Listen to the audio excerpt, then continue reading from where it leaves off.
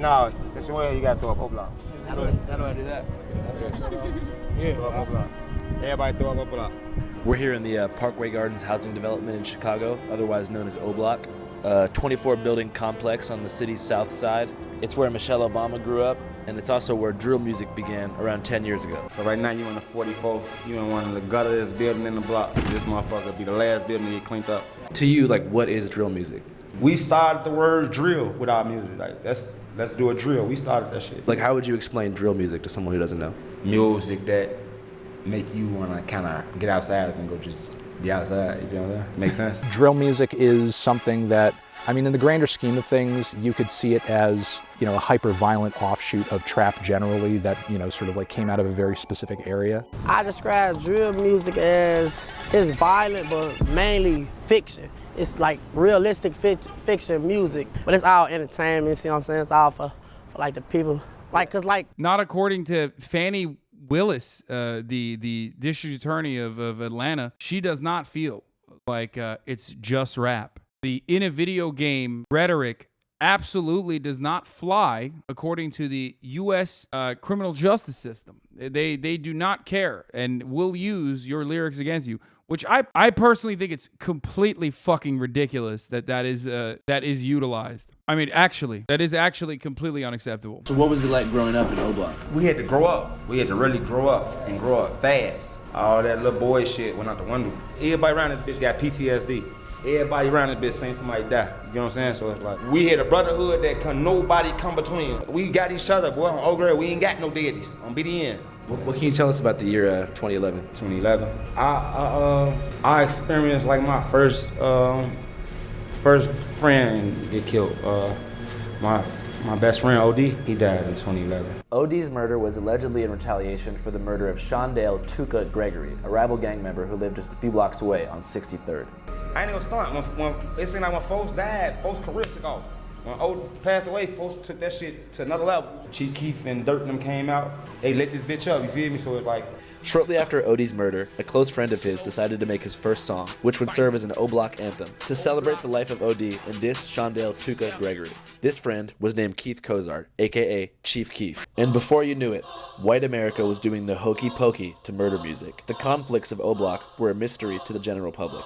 That was, until one man came around and exposed the inner workings of Chicago's gang war to the world. Oh, God. So 2010, 2011, I'm in college and I'm doing commentary about hip hop. I had like, you know, some hot takes about like Kanye and Drake and stuff like that at the moment. So I was kind of gaining an audience. Immediately, as soon as Akademiks is on screen, someone said mad titties. Wasn't he hacked? I mean, it's just still, I want to believe that it was real. It's one of the funniest tweets of all time. Oh, he said he was hacked. Yeah, he had some...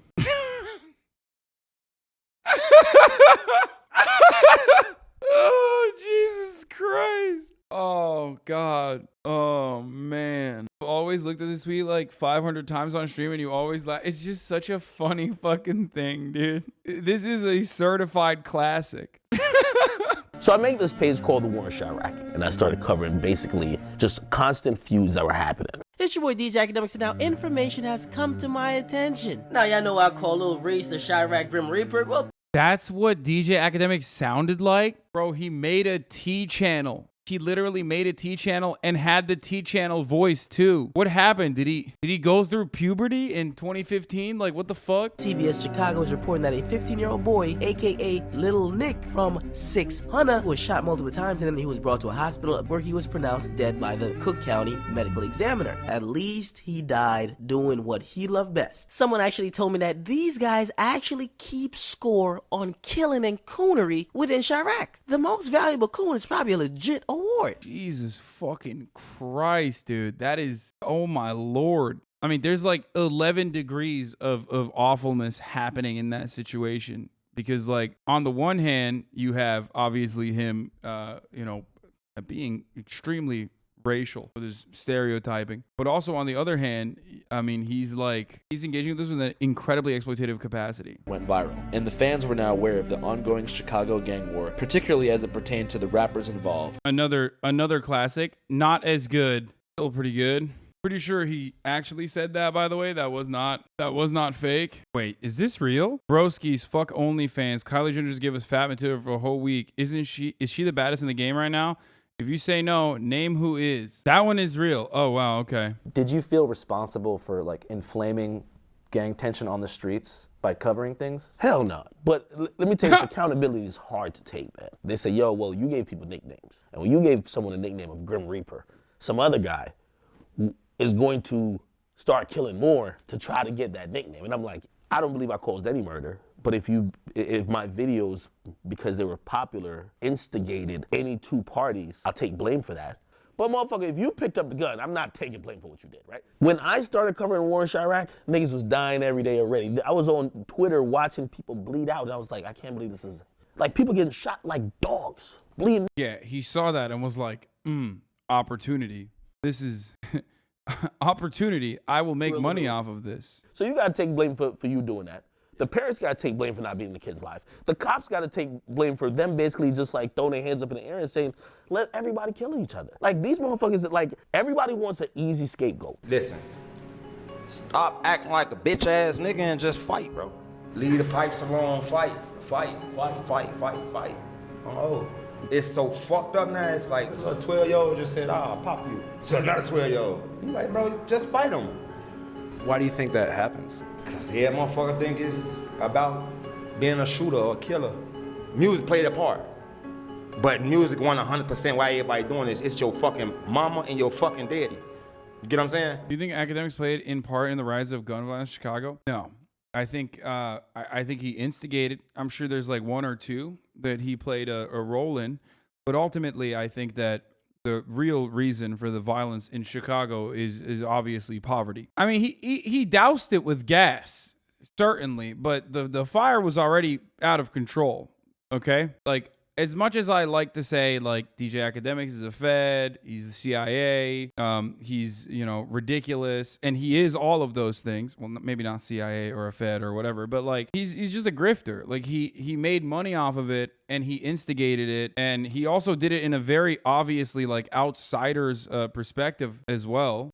I mean, you saw the way his treatment of the matter was. If you're going to cover issues like this delicately, or if you're going to cover it like adequately, there's an entirely different set of standards that you need to abide by. I mean, he just, he inflamed the culture while also simultaneously making money off of it. And it was just like content for him. I mean, he basically admitted it. He said that it was, well, one, he used some terms that I'm obviously not going to use, which kind of showcases his perspective on the matter. He also covered it in an, insightful capacity. Like he did it in a way that it incited it further as well. It usually be your environment, but it's your mom and your fucking dad. It's about how you getting raised, blood. Like, raise your fucking kids right.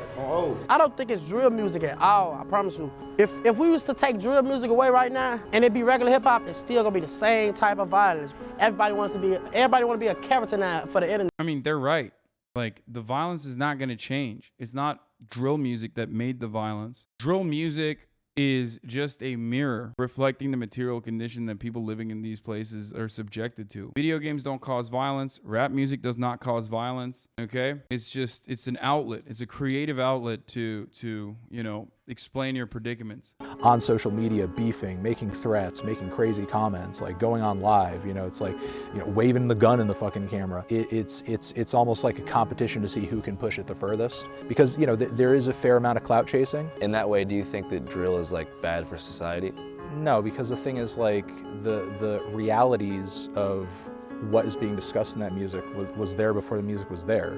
The music is just an expression of that. It's just a reaction to that. Damn, like, when you're talking about inner city gun violence, you're talking about poverty, you're talking about poor education systems, you're talking about like low access to food, you're talking about low economic opportunities. Those are the kinds of solutions that you would need to apply to that situation. If you could go back in time, would you make war in Chirac again? I've grown. Was it appropriate? Probably wouldn't do that again. After the success of the War in Chirac series, Akademiks' formula was replicated hundreds of times. One of the channels in this algorithm is called No Jumper, which is quite different from the War in Chirac, but nonetheless features many interviews with gang-related rappers. So I went on the podcast and spoke to the host, Adam22, about the ethics of producing monetized gang content. Do you think drill music is bad for society? Yeah, definitely. How come? Because people are in gangs killing each other and making songs about it and making it sound super cool. Dude, that's crazy. That he's like, dude, that's insane. If you think drill music is like causing gang warfare, then you literally are personally responsible for gang warfare. God damn. I mean, that's like, how can you say that? Then you are the feds in that situation. Just the romanticization of violence in general. Do you think you help make it look cool? I don't know. I feel like... Wait, how does the fucking music itself romanticize the gang violence, but then you making content out of it doesn't? Like, what the fuck? Wait, what? You can't have both of these opinions in the same brain. Am I crazy? When they're on a beat with a fucking 808 going crazy and they're able to like rhyme and make less sense, that probably is like when it sounds coolest. Because they don't really talk about that in interviews, right? I mean, most of like all the Chicago like gang members or whatever, it's like the amount of like street shit you're gonna be able to get them to talk about in an interview is pretty minimal in comparison to the stuff that they're essentially saying in their song. Whenever you grew up here, did you guys spend a lot of time in other parts of Chicago? Like, did you ever go like downtown or to other areas, or were you mostly here? Bro, it's literally, you said it's like true crime, but it would be like if true crime was like instigating, or at least like offering a platform to people that are at the precipice somehow of like doing a serial killing. Okay. Have you been to like a Cubs game or anything? No. You guys want to go to the White Sox game with us? Yeah, we're going. Let's go White Sox! Let's fucking White Sox! Go Sox! Yeah! They represent the South Side pride, that blue collar man. Like the South Side's way better than the North Side. Never wear condoms unless you have to. Boss Top, what do you think about condoms? What I think about condoms? I got 6 kids right there. How do you feel about the rapper Yeet? He's all right. Can you name 5 songs? Turban, Mad About That, Sorry About That, Money Is So Big, and what's it called? Rich Minion. What's your favorite thing about Yeet? It's the music. What would you say if Yeet was here right now? I don't know. What would you say if you could be digitally connected with Yeet in some form? Come on, Yeet, answer the goddamn phone. God damn it. We love Yeet! Okay, that was a wonderful and awesome new video by friend of the show, Andrew Callahan and the Channel 5 boys.